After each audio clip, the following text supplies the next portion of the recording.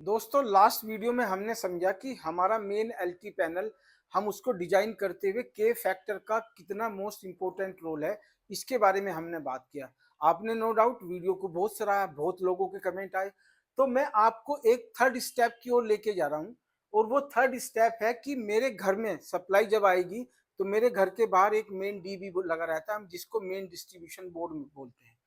मैंने माना कि आपके घर में एक 3 फेज का डीबी लगा हुआ है। यहाँ पे आप देखेंगे, सामने से देखने से ये इस तरह से लगता है।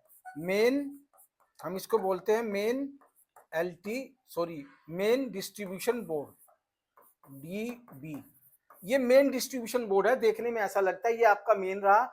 आर वाई बी मैंने लिख दिया आपके लिए कि यहाँ से इस मेन से निकलकर आर फेज यहाँ पे जाएगा, वाई यहाँ जाएगा, बी यहाँ पे जाएगा, और ये आपका ब्लैक का मतलब है न्यूट्रल। और इसके साथ में आप देखेंगे यहाँ पे डीबी की साइड में ये अर्थिंग भी होती है, ठीक है। तो अर्थिंग भी जरूरी है।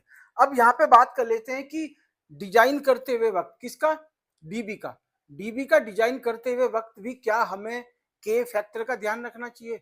यस दोस्तों, मोस्ट इंपोर्टेंट चीज है। अगर आपने के फैक्टर का ध्यान दिया तो आपका घर में कभी भी कोई भी शॉर्ट सर्किट होगा तो भी कोई नुकसान नहीं होगा, ट्रिपिंग आ जाएगी। और अगर मैं मोस्ट इंपोर्टेंट भी आपको आरसीसीबी के बारे में बताने जा रहा हूँ, अगर किसी को करंट लग जाता है, कोई लाइव वायर छू लेता है गलती से, या आपके फ्रिज में लीकेज करंट आ जाती है, किसी डिवाइस में लीकेज करंट आ जाती है, तो उस टाइम पे आप सेफ रहेंगे। कैसे रहेंगे समझ लेते हैं, पहले के फैक्टर समझ लेते हैं। ये देखिए मेरा मेन डीबी का, सामने से देखने से मैंने इसका फिर एसएलडी बनाया। ये एसएलडी किसकी है? इस मेन डीबी की एसएलडी है। यहाँ पे आप देखेंगे कि ये मेरा मेन इनकमिंग आया 63 एम्पेयर, ये वाला जो देख रहे हो आप, ये यहाँ है। यहाँ से मैंने ये इसकी एक बीच में बस बार दिखा दी, ये बस बार, हालांकि ये बस बार एमसीबी के साथ में कनेक्ट रहती है। मैं आपको एमसीबी भी दिखा देता, अभी अनफॉर्चुनेटली है नहीं मेरे पास में। तो यहाँ पे देखोगे आर वाई बी, ये तीनों फेज निकल के गए। ये रहे ना, यहाँ पे आर ये वाला है, ये वाई ये वाला है, यहाँ पे देखेंगे बी ये वाला है, ठीक है। तो अब इसके बाद में जब मेरी यहाँ पे आर वाई बी मुझे 3 फेज मिल गए, क्योंकि तीनों फेज हमने इसलिए दिखाए हैं कि हमें बराबर लोड डिस्ट्रीब्यूशन भी करना होता है। अगर आपका लोड डिस्ट्रीब्यूशन नहीं रहेगा, किसी एक फेज के ऊपर सप्लाई लोड ज्यादा आएगा तो ट्रिपिंग आएगी, आपका पैनल सेफ नहीं है, एमसीबी जल जाएंगी, वायरिंग जल सकती है।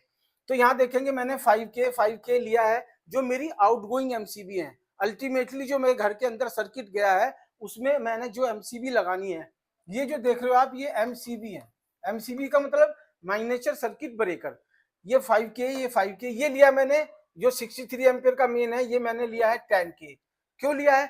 कि अगर सपोज करो कोई ट्रिपिंग यहाँ पे आती है, यहाँ पे मैंने माना इसमें कोई शॉर्ट सर्किट हुआ है, ठीक है, यहाँ पे शॉर्ट सर्किट हुआ है, तो ये जो शॉर्ट सर्किट करंट है, ये करंट यहाँ ना जाए, तो during during the short circuit current ये यहीं पे इतनी देर तक होल्ड रखेगा। आगे जो होता है ये शॉर्ट करंट को आगे नहीं भेजेगा।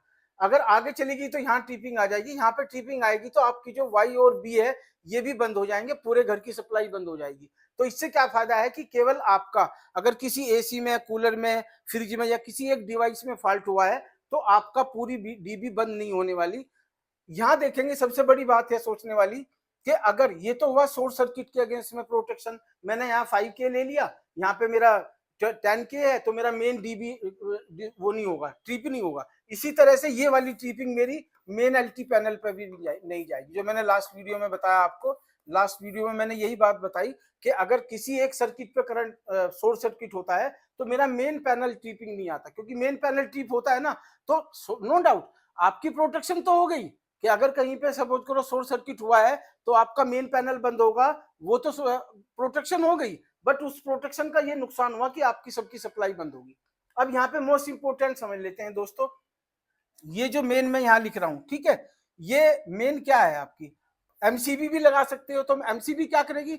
एमसीबी केवल आपको प्रोटेक्ट करेगी अगेंस्ट शॉर्ट सर्किट, उसका इतना सा काम है। अगर आउटगोइंग में कोई शॉर्ट सर्किट हुआ है तो वो ट्रिप कर देगा।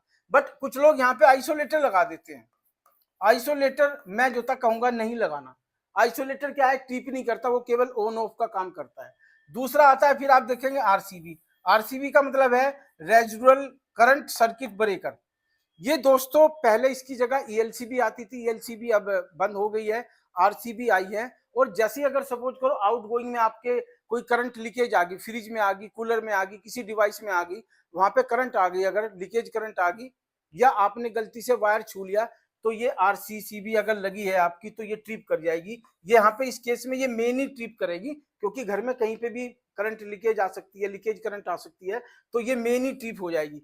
तो आप दोस्तों हमने देखा के फैक्टर कितना इंपॉर्टेंट है, एज वेल एज हमारा आरसीबी लगाना कितना इंपॉर्टेंट है, ये भी आप समझ गए। अगर आप चाहते हो कि आपके घर में आपके बच्चे, आपकी डिवाइसेस सेफ रहें, तो हमेशा आप के फैक्टर का ध्यान रखो, प्लस आरसीसीबी यूज करो। नेक्स्ट वीडियो में मैं बताने वाला हूं आपको कि आप कैसे अपने घर के अंदर जो डिवाइसेस लगी हैं, आपको ये पता चल जाए कि ये डिवाइसेस मेरी वाकई में इसमें लीकेज करंट आ सकता है, उससे मैं कैसे बचूं ताकि मुझे छूना ना पड़े। तो मैं आपको नेक्स्ट वीडियो में उसके बारे में बताऊंगा। वीडियो वो बहुत ही इंटरेस्टिंग होने वाला है। और हाँ, ये चैनल को सब्सक्राइब जरूर करो, आपको डे बाय डे एक नई वीडियो मैं लेके आने वाला हूं।